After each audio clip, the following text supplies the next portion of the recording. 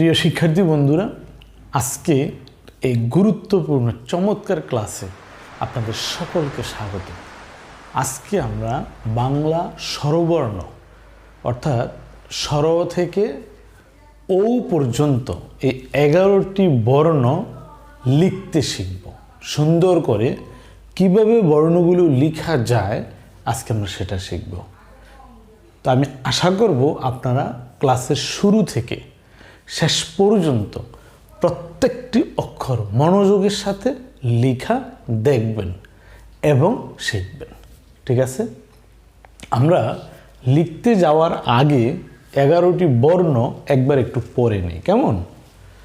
প্রথম এই বর্ণটি স্বর অ, এটা স্বরে আ, এটা হ্রস্ব ই, এটা দীর্ঘ ই, এটা হ্রস্ব উ, এটা দীর্ঘ উ, এটা রি, এটা এ, ওই, ও এবং ও। ঠিক তো? আচ্ছা, তো চলুন আমরা একে একে বর্ণগুলোর লেখাটা শিখি।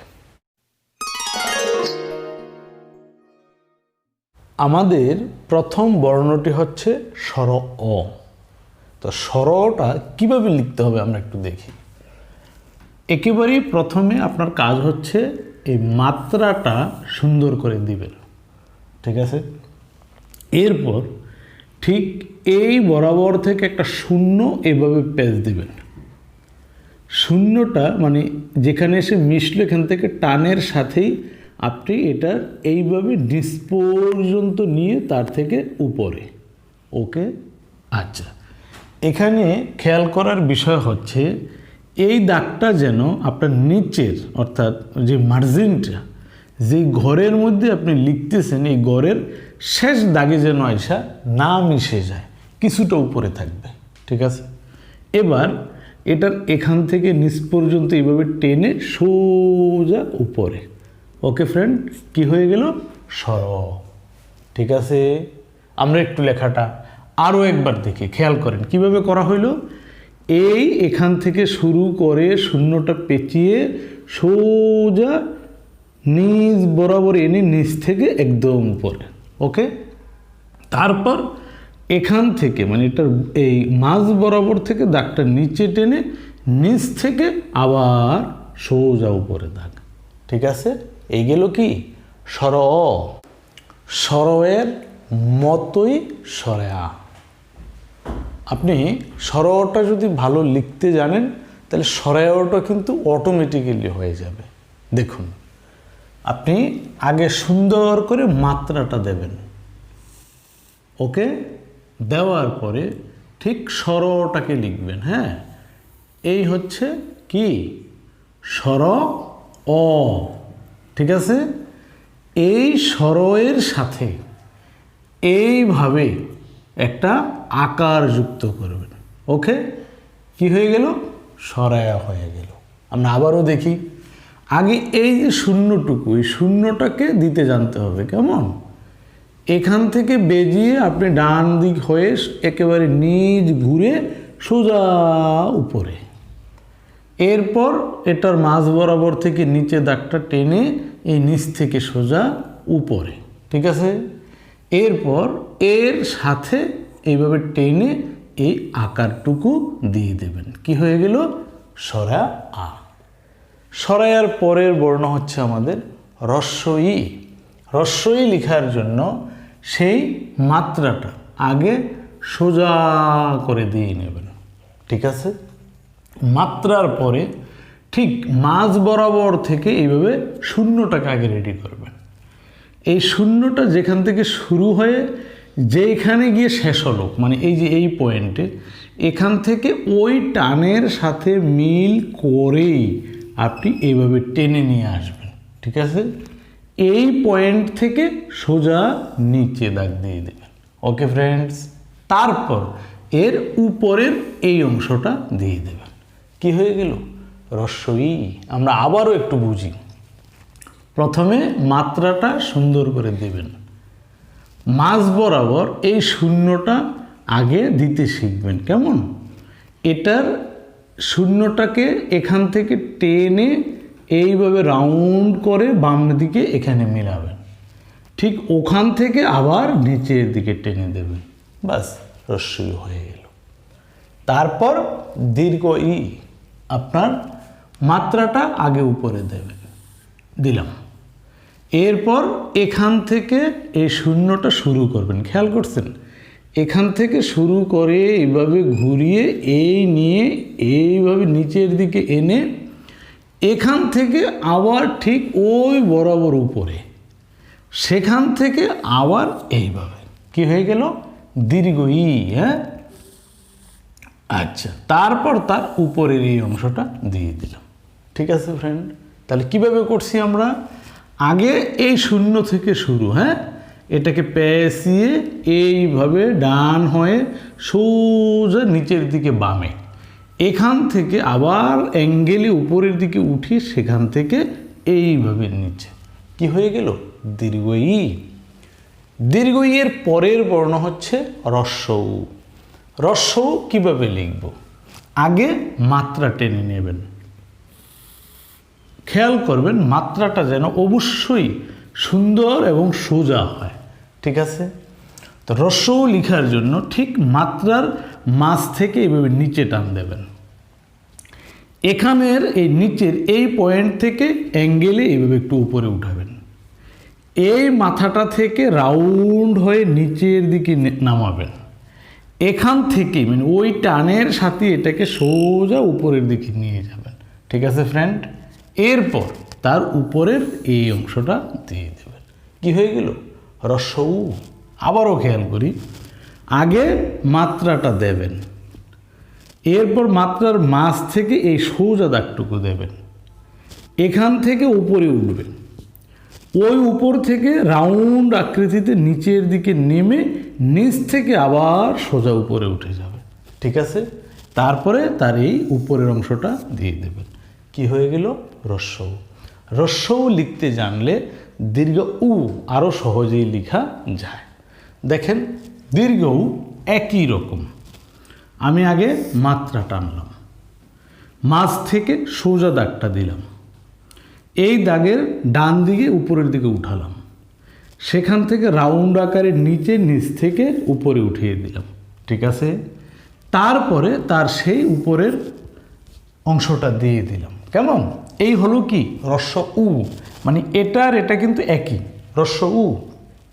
এটাকে আমি যদি দীর্ঘ উ বানাতে চাই তাহলে এর লেজ আরেকটা বাড়িয়ে দিতে হবে, কি হয়ে গেল?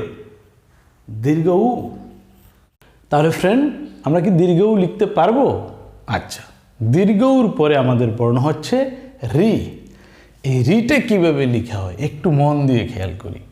রি লিখতে আপনি আগে কিন্তু মাত্রা ব্যবহার করবেন না।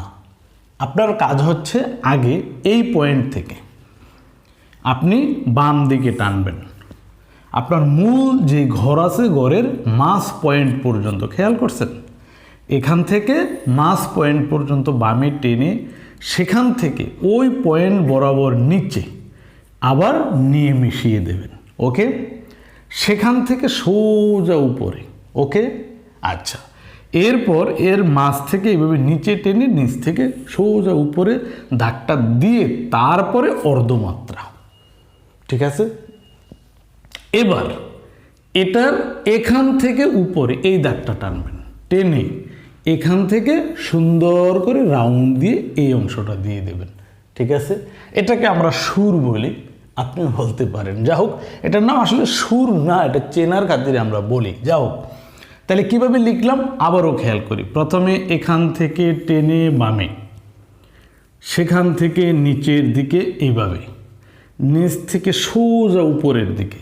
ঠিক আছে, এবার এটার মধ্য থেকে এইভাবে টেনে ওই নিচ থেকে উপরে উঠিয়ে দিয়ে অর্ধমাত্রা, তারপরে তার শুরুটাকে দিয়ে দেবেন। ওকে, কি হয়ে গেল? রি হয়ে গেল। এবারের বর্ণ আমাদের এ। এ বর্ণটা কিভাবে লেখা হয় একটু খেয়াল করি। আপনি এর কিন্তু মাত্রা নেই, পূর্ণ মাত্রাও নেই, অর্ধমাত্রাও নেই।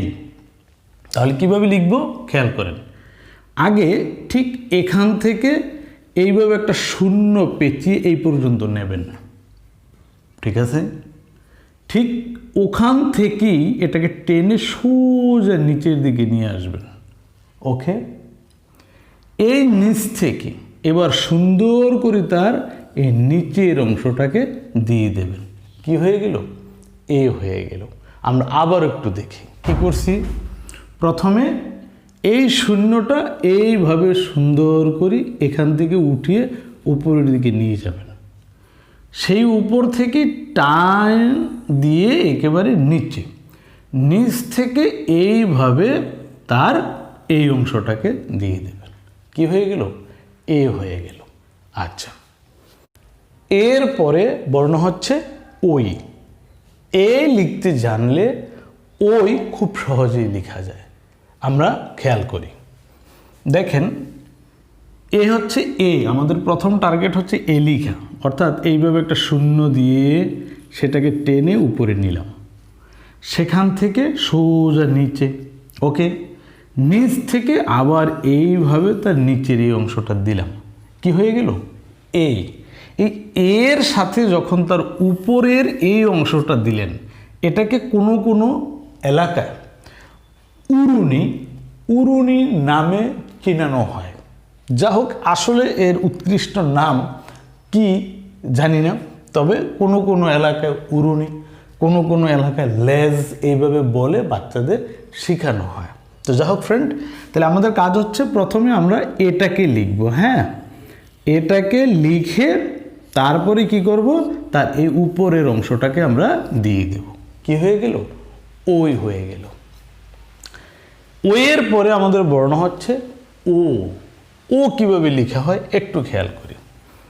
আগে ঠিক এখানে একটা শূন্য তৈরি করতে হবে এইভাবে। খেয়াল করছেন? এখান থেকে শূন্যটাকে ঘুরিয়ে শূন্যের এখান থেকে একটু উপরের দিকে টেনে নিয়ে যেতে হবে।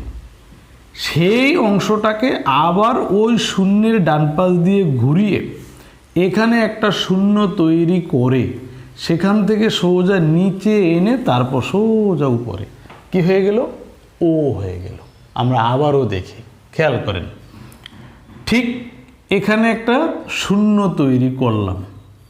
ওকে, এই শূন্যটার এই টানের মাথা থেকে আমি উপরে নিয়ে গেলাম, সেই উপর থেকে এটাকে মাঝ বরাবর এনে আর একটা শূন্য দিলাম, সেখান থেকে নিচ বরাবর এনে একদম সোজা উপরে দিলাম।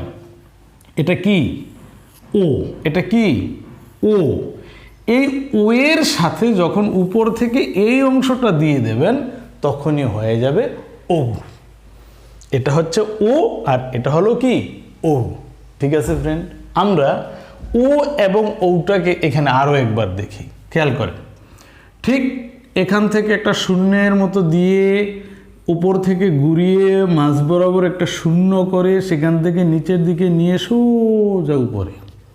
ওকে, দিস ইজ ও। এই ও এর উপরে যখন আমি এই অংশটা দিয়ে দিলাম তখনই হয়ে গেল ও। ওকে, বুঝা গেল? তো স্বর থেকে এই ও পর্যন্ত এখানে মোট 11টি বর্ণ।